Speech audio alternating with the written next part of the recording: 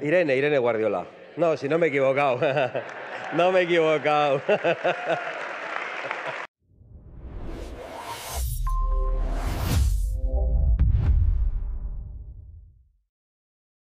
Buenas tardes a todos. Hoy vamos a hablar de un discurso que ha dado mucho de qué hablar en España durante estos últimos días. El pasado 15 de diciembre de 2025, Santiago Abascal, líder de Vox, subió al escenario del Palacio de Congresos de Plasencia, en Extremadura, para ofrecer un mitin que desde el primer momento dejó claro que no sería uno más de esos actos protocolarios que tanto abundan en campaña electoral. Lo que comenzó como un evento regional terminó convirtiéndose en noticia nacional, y no precisamente por las razones que él mismo había planeado destacar en su discurso.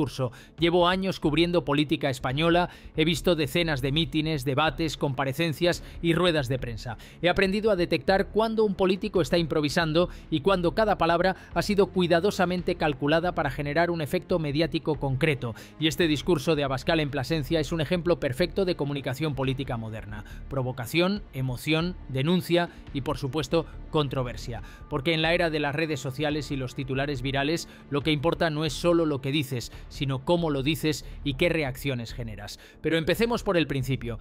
¿Por qué Plasencia? ¿Por qué este discurso se convirtió en trending topic? Para entenderlo necesitamos conocer el contexto. Plasencia es una ciudad de Extremadura, una de esas regiones que históricamente se ha sentido olvidada por el poder central de Madrid. Es tierra de emigrantes, de pueblos que se vacían, de sectores económicos en crisis, y Abascal sabe perfectamente cómo conectar con ese sentimiento de abandono. Desde que llegó al escenario, su mensaje fue claro. Ustedes, los extremeños, han sido traicionados por los políticos tradicionales que solo aparecen aquí 15 días antes de las elecciones para hacerse la foto y luego desaparecen. Esta estrategia de confrontación entre el pueblo olvidado y la élite de Madrid no es nueva. Es un recurso que funciona porque toca una fibra real en muchos ciudadanos que sienten que sus problemas no importan a nadie. Abascal construye su discurso sobre esa base emocional. Vosotros sois los olvidados, los invisibles para el sistema, pero nosotros os vemos, os escuchamos y vamos a luchar por vosotros. Es un mensaje simple, directo y tremendamente efectivo en términos de movilización. Pero si hay algo que marcó este discurso y lo convirtió en noticia de primera plana, fue una frase concreta, una de esas declaraciones que inmediatamente se convierten en polémica. Ha visitado Irene Guardiola. No, si no me he equivocado. No me he equivocado. Que me corrigen. Es que como habla como Irene Montero, pues la vamos a rebautizar. Y además no se puede ofender. No se puede ofender porque yo me equivoque con el nombre, porque el señor Feijóo se equivocó con el apellido y la llamó Gallardo. Y no se ofendió. De todas formas, no me extraña que el señor Feijóo se equivoque entre Guardiola y Gallardo, porque son lo mismo, porque defienden las mismas políticas. Pero bueno, decía que a la señora Irene Guardiola le molesta que yo haga turismo por aquí, debe querer que venga poco y como nos hemos dado cuenta, pues venimos más. Pero, ¿acaso ella ha ido como turista o como presidenta de la comunidad a estos pueblos de las Urdes, a Las Mestas, a Cabezo, a Ladrillar, a Carabusino, a Río Malo de Arriba y a Casares de las Urdes? Pues tengo mis dudas. Y quizá debería ella conocer un poco más el territorio y que no tenga la vergüenza de que un líder nacional de un partido que no vive aquí, que no tiene la suerte de estar en esta tierra de Extremadura todos los días, vaya a pisar el terreno junto a su candidato todos y cada uno de los días de esta campaña y de esta precampaña. Pero insisto, esto un poco en tono de broma y también de orgullo por haber estado en estos sitios de Extremadura y de satisfacción. A mí no me importa que me llame turista o que me llame lo que quiera la señora Guardiola. Al subir al escenario, Abascal comentó que había que desinfectar el lugar o echar agua bendita. ¿Por qué dijo esto? Porque el día anterior, en ese mismo Palacio de Congresos, se había celebrado un homenaje a Robe Iniesta, el carismático líder de Extremoduro, una de las bandas de rock más icónicas de España, conocida por sus letras provocadoras y su actitud contracultural. La frase de Abascal generó una oleada de reacciones inmediatas. Para sus críticos fue un insulto directo hacia Robe, hacia sus seguidores y hacia la cultura extremeña. Para sus defensores, simplemente estaba haciendo una broma política sobre los políticos socialistas que habían asistido al evento. Vox intentó después matizar, argumentando que la crítica no iba dirigida al artista, sino a los representantes del PSOE que utilizan cualquier evento cultural para hacer campaña. Pero el daño, o más bien el efecto mediático, ya estaba hecho. Los medios de comunicación de todo el país se hicieron eco de esas palabras y las redes sociales se dividieron entre quienes defendían a Abascal y quienes lo atacaban duramente. Como periodista, lo que veo aquí es un perfecto ejemplo de cómo funciona la política en la era digital. Una frase polémica sacada de contexto o no se convierte en el titular principal. El resto del discurso, que puede contener propuestas, análisis o críticas fundamentadas, queda eclipsado por ese momento viral. ¿Es esto bueno o malo? Depende de tu perspectiva. Si eres un político que busca generar ruido mediático y aparecer en todas las portadas, misión cumplida. Si eres un ciudadano que busca debate serio y propuestas concretas, probablemente te sientas frustrado. Pero más allá de la polémica de la desinfección, este discurso tenía un objetivo político muy claro que quedó algo enterrado bajo el peso de la controversia. Abascal anunció que Vox impulsaría en el Parlamento Europeo, concretamente en la sesión del miércoles siguiente, 17 de diciembre, un pleno monográfico dedicado exclusivamente a denunciar la corrupción del gobierno de Pedro Sánchez. Esta es la verdadera noticia política del discurso, aunque muchos medios la relegaron a un segundo plano frente a la polémica cultural. La estrategia de Vox aquí es interesante y merece análisis. No se contentan con denunciar en el Congreso español, donde sus mociones son sistemáticamente rechazadas por la mayoría parlamentaria. Quieren llevar su batalla política a Bruselas, al corazón de las instituciones europeas, para internacionalizar su crítica al gobierno socialista. Abascal quiere que Europa sepa, según sus palabras, que España está gobernada por el gobierno más corrupto y extremista de Europa. ¿Tendrá éxito esta estrategia? Desde el punto de vista mediático, probablemente sí. Le permite a Vox presentarse como un partido que no se limita a la política nacional, sino que tiene proyección europea y capacidad de influir en instituciones supranacionales. Le permite también construir un relato en el que ellos son los valientes que van a Bruselas a denunciar lo que los demás callan. Para su base electoral es un mensaje poderoso. Vuestras quejas no se quedan en Plasencia ni en Madrid, las llevamos hasta el Parlamento Europeo. Sin embargo, la realidad política es más compleja. Vox forma parte del grupo político Patriotas por Europa en el Parlamento Europeo, que agrupa a partidos de extrema derecha y nacionalistas de distintos países. Su capacidad real de influir en la agenda europea es limitada, porque están en minoría y enfrentan el rechazo de los grupos mayoritarios. Pero en política, a veces, la percepción importa más que la realidad.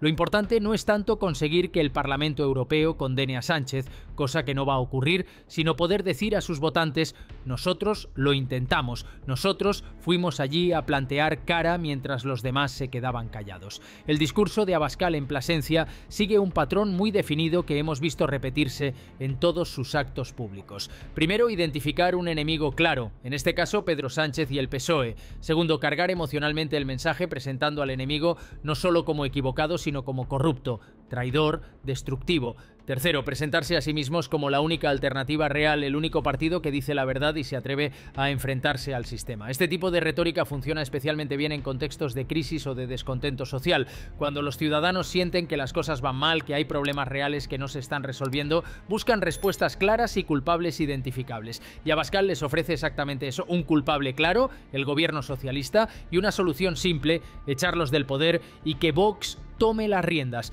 Lo que me resulta fascinante como observador de la política española es cómo este tipo de discursos polarizan completamente a la sociedad. Para los seguidores de Vox, Abascal es un héroe que dice lo que nadie más se atreve a decir, que rompe con lo políticamente correcto y que defiende a España frente a sus enemigos internos y externos. Para sus detractores, es un político peligroso que utiliza el odio, la xenofobia y la demagogia para ganar votos, que simplifica problemas complejos y que contribuye a envenenar el debate público. ¿Quién tiene razón? Probablemente ambos, en parte. La realidad política nunca es blanco o negro, aunque a los políticos les convenga presentarla así. Es cierto que hay problemas reales de corrupción en España que afectan a distintos partidos. Todos, no, por ahora 3. De los 4 que iban en el coche, ya van 3 en la cárcel. 3. Falta 1. Falta el 1. Falta el puto amo, como dice Puente. Pero todo se andará. Todavía está muy protegido porque utiliza el poder para defenderse. Pero lo cierto es que en ese coche iban 4 tipos. No sabemos quién, bueno, qué conducía, sí, Koldo. No sabemos quién era el copiloto, si era Sánchez, si atrás iban Ábalos y Cerdán, si Sánchez compartía la parte de atrás con Cerdán o con Ábalos. No sabíamos cómo eran las conversaciones. Sí sabemos que Sánchez dice que no les conocía en lo personal. ¿Cómo que no les conocía en lo personal? ¿Cuántos kilómetros, cuántos miles de kilómetros se hicieron esos tipos en ese espacio reducido? ¿Cuántos miles de kilómetros? ¿Y de qué hablaban? Todo el rato, del programa electoral del PSOE, ¿no? Todo el rato. Mira, el punto tal del programa electoral dice tal cual. O sea, el yerno del de los prostíbulos hablaba con los dos aficionados del programa electoral del PSOE. Venga ya, venga ya. No les conozco en lo personal. Mira, que lo digo todos los días, que aquí venimos en furgoneta, llevamos viajando esta campaña electoral muchos días y muchas campañas electorales, más o menos los mismos, y sabemos hasta cómo respiramos.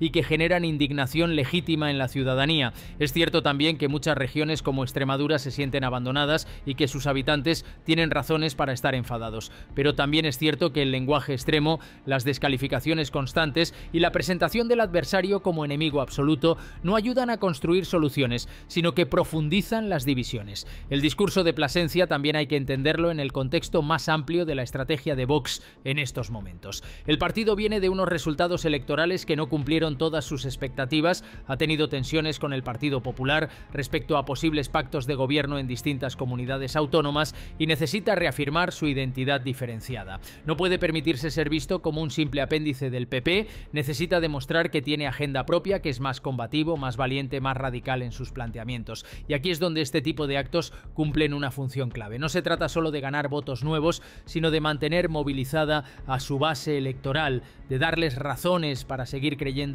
que Vox es diferente, que no va a traicionarlos como creen que lo han hecho otros partidos. Cada frase polémica, cada denuncia radical, cada enfrentamiento mediático refuerza esa imagen de partido antisistema, aunque paradójicamente estén dentro del sistema y tengan representación en todas las instituciones. Otra dimensión interesante de este discurso es cómo conecta lo local con lo global. Abascal empieza hablando de los problemas concretos de Extremadura, de su gente, de sus dificultades económicas, pero rápidamente escala hacia temas nacionales, la corrupción del gobierno central y finalmente hacia el plano europeo con su anuncio de la iniciativa en Bruselas. Esta capacidad de conectar distintos niveles del discurso político es importante porque le permite presentar una visión coherente en la que todos los problemas están relacionados y tienen la misma raíz, las élites progresistas que gobiernan desde Madrid y Bruselas. Para los espectadores de este tipo de actos, especialmente para aquellos que ya simpatizan con Vox, este encadenamiento lógico resulta convincente. Les permite sentir que sus problemas cotidianos, reales y tangibles, no son casuales ni aislados, sino parte de un plan sistemático de destrucción de España por parte de sus enemigos ideológicos. Es una narrativa poderosa porque da sentido al malestar, lo explica y sobre todo ofrece esperanza. Si el problema tiene responsables identificables, también tiene solución, basta con derrotarlos políticamente. Desde luego, esta visión es discutible y simplificadora. Habéis fallado. Ilimitado, ¿eh? Muy bien. Puede decir lo que le dé la gana, el tiempo que le dé la gana. ¿Sabéis cuánto tiempo tiene el señor Feijóo, que es el que quiere el pleno, para contestarle? 20 minutos o 15 minutos, depende de lo que diga la presidencia del Parlamento. Y yo también, otros 20 minutos. ¿Y sabéis cuánto tiempo tiene el capo de la mafia para volver a responder a esos 20 minutos? Ilimitado. Ilimitado. ¿Pero para qué vale ese pleno monográfico? ¿Para que haga propaganda? ¿Para que mienta como un psicópata como lo hace? ¿Para qué sirve? ¿Para qué sirve? Entonces nosotros, que os hablamos con claridad y queremos que entendáis estas cosas y cómo funcionan, porque no queremos engañar a nadie, decimos, mira, que si Feijóo se empeña, vale, venga, y el otro que mienta, y nosotros salimos allí y con nuestras pocas armas y con nuestro poco tiempo diremos la verdad y diremos lo que hay que decir. Pero hay otra fórmula, que es la que nosotros vamos a poner en marcha. Yo, de hecho, viajo a Bruselas pasado mañana, voy a hacer un pequeño alto en la campaña, a pesar de todos estos pueblos que estamos visitando. Los problemas de una región como Extremadura tienen causas múltiples y complejas que incluyen factores históricos, geográficos, económicos y demográficos que ningún gobierno puede resolver con un chasquido de dedos. Pero en política, especialmente en la era de la comunicación inmediata, los matices no venden. Lo que vende son las certezas, las explicaciones simples simples, los culpables claros y las soluciones aparentemente sencillas. El papel de los medios de comunicación en todo esto también merece reflexión. Este discurso de Plasencia se convirtió en noticia principalmente por la frase sobre desinfectar el recinto. Los titulares se centraron en la polémica, en la reacción de los fans de Robe, en las críticas de otros partidos. Pero, ¿cuántos medios analizaron en profundidad la propuesta concreta de Vox para el Parlamento Europeo? ¿Cuántos explicaron con detalle qué posibilidades reales tiene esa iniciativa de prosperar? ¿Cuántos contextualizaron las acusaciones de corrupción que lanzó Abascal? Los medios todos, incluido el nuestro, funcionamos bajo la lógica de la audiencia. Lo que genera clics, lo que se viraliza,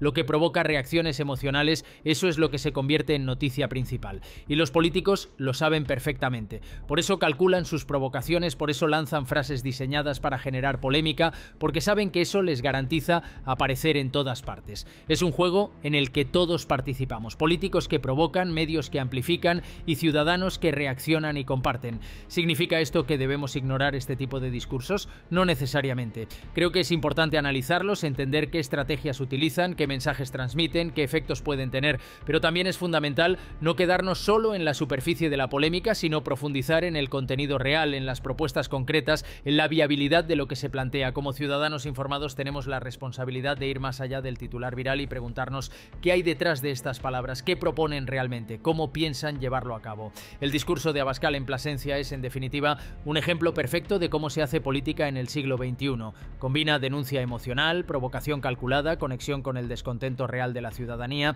y construcción de un relato épico de resistencia contra las élites. Funciona en términos de movilización y de impacto mediático, pero plantea serias dudas sobre la calidad de nuestro debate democrático y sobre nuestra capacidad como sociedad de abordar problemas complejos con soluciones serias. Lo que está claro es que Vox ha encontrado una fórmula que le funciona electoralmente. Mientras haya ciudadanos que se sientan abandonados, traicionados o ignorados por el sistema político tradicional, habrá espacio para discursos como este. Y mientras los medios sigamos priorizando la polémica sobre el análisis, seguiremos alimentando esta dinámica. Como profesional de la información, me parece que tenemos una responsabilidad colectiva de elevar el nivel del debate, de exigir más profundidad, más rigor, más honestidad intelectual a todos los actores políticos, independientemente de su color. El tiempo dirá si la iniciativa anunciada por Abascal en el Parlamento Europeo tiene algún recorrido real o si quedó simplemente como una declaración de intenciones diseñada para consumo interno. Lo que no cambiará